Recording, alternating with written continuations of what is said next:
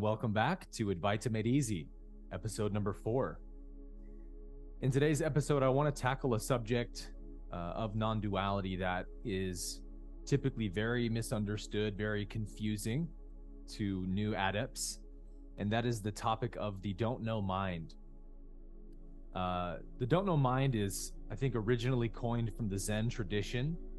Many teachers, such as Byron Katie, have made it more popular in recent years. But it's one of those things we hear and go, the don't know mind, well, how could that possibly benefit me? You know, like if I just don't know anything, aren't I just going to sit here in delusion and ignorance the rest of my life? I'm trying to know what's true. So I want to break down the nuances of this teaching because, like all real spiritual teachings, it is, especially in non-duality, it's meant to be a mysterious kind of pointer that grabs your attention and interests you to look deeper into it. And as you study it deeper, which is what's required to truly understand the teaching, the deeper layers of what's being conveyed through that teaching start to permeate your mind. And that's important because these spiritual truths, like the don't know mind, are very high level truths that you can't just, upon one entry, fully grasp and understand it. You got to sit with these things for a while. But what we're really looking at here is the kind of the topic of certainty versus mystery in the way that we view reality. You sort of have to decide which way you're going to see reality ultimately. Do I think that the universe is ultimately like, a math problem that can be solved if I just keep trying hard enough and gain enough concepts? Eventually, I will solve the universe with my mind. That's how the ego sees it, right? And good luck if that's what you think you're going to do. Good luck trying to understand something that's always evolving, ever expanding, and infinite. So when you understand the nature of the universe, you start to see it more like an ever unfolding mystery that can't be known absolutely, maybe, but it can be experienced. It can be loved, and in that way merged with. And that's actually the highest form of knowing, a form of knowing that transcends the intellect. So a mystery is not necessarily something that you cannot know at all, right?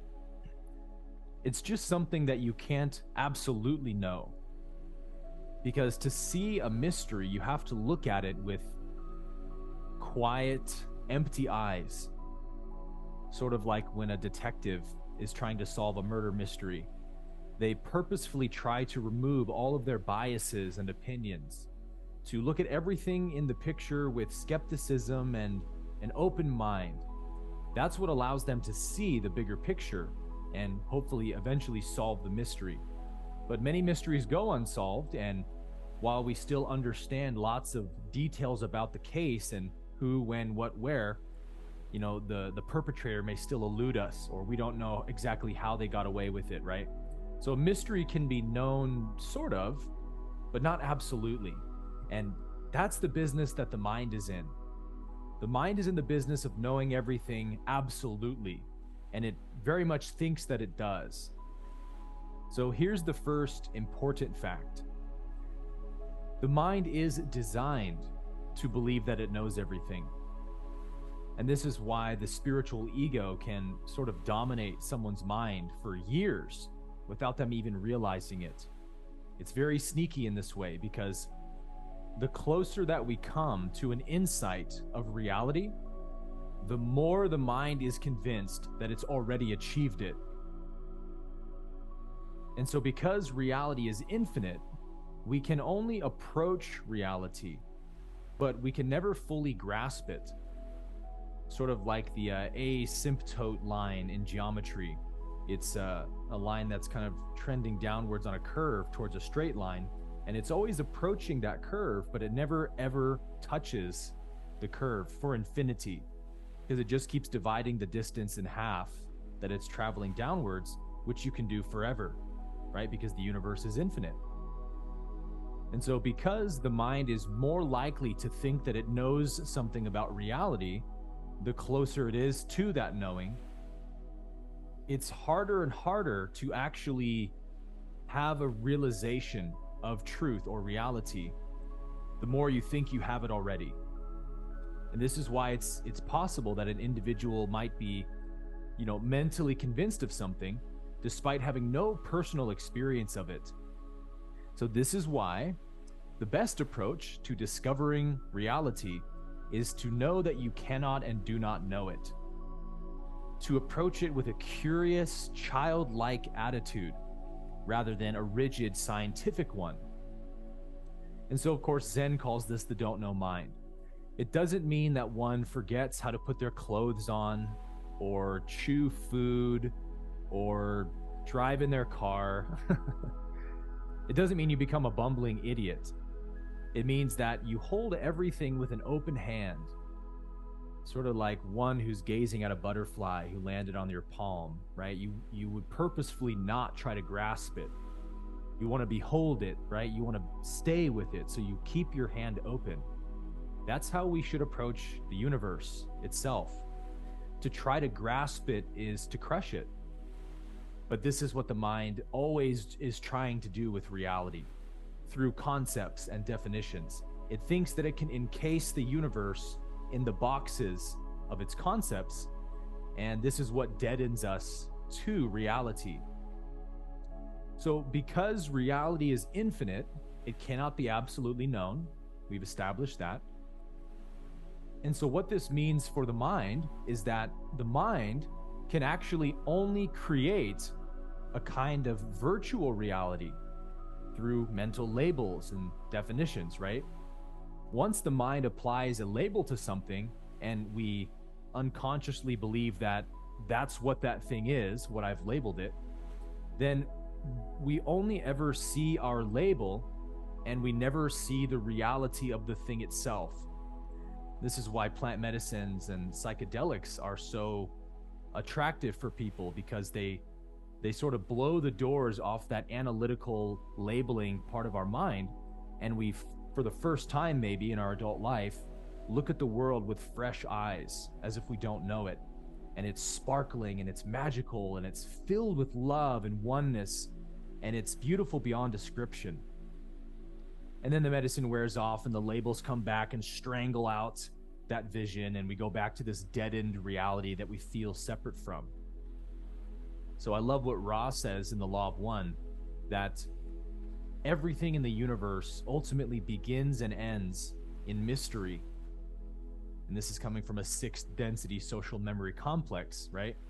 So every movement of the mind is the creation of a kind of virtual existence in time. We call that a concept, right? And this is all the mind ever does and can ever do. It just reflects the past and pastes that over top of the present. It just keeps gathering impressions and then reacting to them and calling its reactions reality and truth, right? But as A Course in Miracles says, you make up all the problems that exist in your own mind by trying to define this present moment, which is perfect and sacred and pristine and totally devoid of a problem. You keep trying to define the present by your experience of the past. So everything the mind sees is separate and dead. The mind doesn't see, cannot see the oneness and the aliveness of reality, which is why it inevitably suffers and becomes depressed over time. So the more you think you know what reality is, the more unhappy you will become. It's inescapable, because your mind is slowly desensitizing you to the beauty and aliveness all around you. So what is the cure for this, right? What is the cure for this sickness we all are infected with? The cure is to understand how the mind works, and then once you understand how the mind works, you can begin to go beyond it. Meaning, you can begin to understand that you don't know reality. So ignorance is when you think you know what something is, not the other way around. We think knowledge is when we know what something is. Well, that's actually ignorance from the Advaita tradition. Everything is infinite, just like reality itself. Let's take a bird, for example. There are an infinite number of points of view which you can view a bird from. And the bird itself can actually tell you a lot about the intelligence which designed the bird. So as soon as you think you know what a bird is, because you've labeled it bird, I know birds, they're animals that fly and they go on trees and stuff. Got it, moving on. That's how the ego sees reality, isn't it? But that's a totally absurd idea. You don't know what a bird is. You couldn't make a bird with your hands. Your brain doesn't know how to construct a bird. You have no idea what makes that thing what it is. A bird is some fantastic, mysterious thing that reality is doing. It's some kind of self-expression of the infinite mind. It can fill you with awe and wonder and love, if and only if you can look at it with an innocent perception. And so the Vedas call this forgetfulness. Because everything is connected to everything else, you can't actually know absolutely what any one thing really is, because the mind is excluding the wider context and isolating it, right? Everything is connected means to know anything, we have to take in the whole context of the whole universe to really see that thing for what it is. And is the mind capable of taking in the whole universe when it looks at a bird? So here's another example of this. Imagine if scientists, biologists, had to study animals without studying their environment. If a biologist could never view an animal in its natural habitat, how much do you think we could know about animals? We couldn't know almost anything about them, right? Without witnessing how they interact with their environment, how they behave in their environment, and in many scenarios that the environment presents them with. But of course, this is what the mind does by labeling things and thinking that its labels are the thing itself. It's like taking an animal out of its environment and seeing it for the first time and then trying to understand it. Another example we could use is, imagine that you're looking at a painting from up close. You know, your eyes are maybe 2 inches away from the painting. And you're looking around intensely at all the colors and all the different shapes that you're seeing. And after a few seconds, your mind is sure that it knows what it's looking at. Oh, I know what I'm looking at. It's just a few splotches of blue and black yellow paint in these kind of circular patterns. That's it. I know it. But upon backing up 10 or 20 feet, you realize you're staring at Van Gogh's Starry Night painting. So when we look at the universe with the don't know mind, that's what we're doing. We're backing up, we're zooming out so we can see reality from a wider view. And in Dzogchen Buddhism, they actually call it the view, the wide open, vast, unknowable isness of reality. That reality is, and that's really all we can say about it definitively. It exists, undeniably, but beyond that, it cannot be grasped, especially not by the mind. And so I think Jesus was paraphrasing this idea when he said, if you want to enter the kingdom of heaven, you must become again like a little child. Or in another passage, you must be born again. Jesus is inviting us to see the world anew, like you've just been born again, right? Look at life for the first time. Look at it with innocent eyes. If you can unknow everything you think you know about it, you will realize that you are looking at perfection. You are inside of perfection. And this perfection of reality is actually so obvious that we keep overlooking it. Like the fish in the water example. It's so near to us that we don't even see it.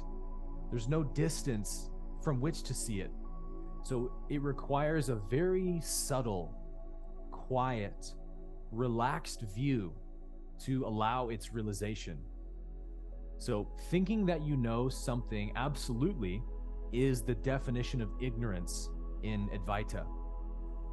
But when you know that you don't know, Can we really consider that ignorance?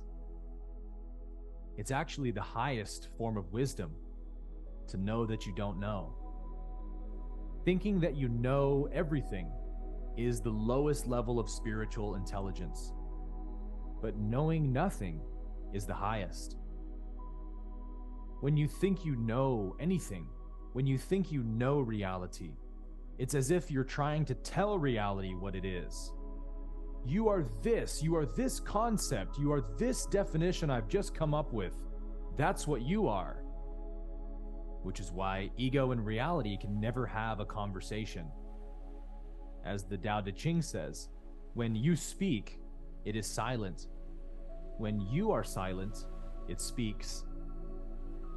So when we stop trying to tell reality what it is, and we just keep quiet and remain in awe and reverence of it, then we are allowing reality to tell us what it is. And that's how you fall in love. That's where bliss resides. You let reality reveal itself to you, like a lover reveals itself to its beloved. Because ultimately, you are the architect of it all. You created the whole universe.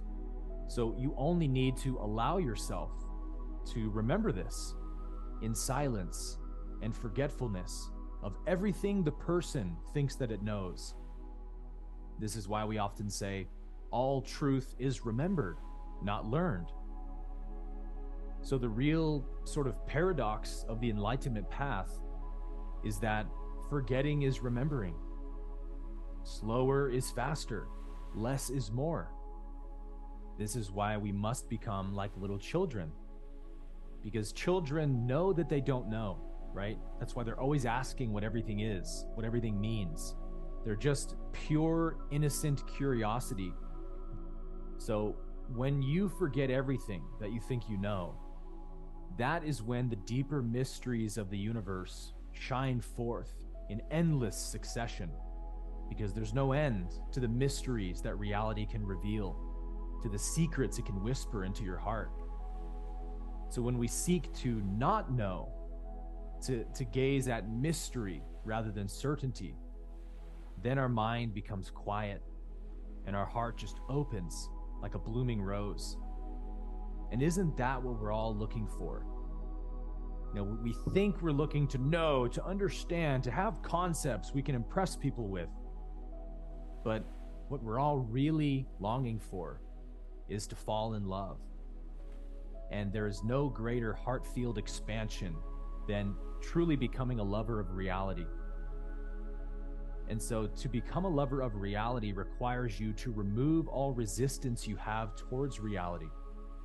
So make this a spiritual practice, that you keep a vigilant watch over your mind for any kind of resistance it puts up against reality. When a situation happens and it doesn't seem to be going perfectly according to your ego's preference, and the complaining starts and the anger starts welling up, just notice that and become aware of that and say, I'm resisting reality right now, which means I'm creating my suffering. Because like Byron Katie says, when you argue with reality, you lose, but only 100% of the time. Because reality's perfect, right? You're looking at perfection all the time, but like a blind man, trying to stare at the Eiffel Tower, it just can't see the majesty that's right before it. Not knowing is what heals our blindness, our spiritual blindness, and invites us into this beautiful, ineffable mystery that we call the universe.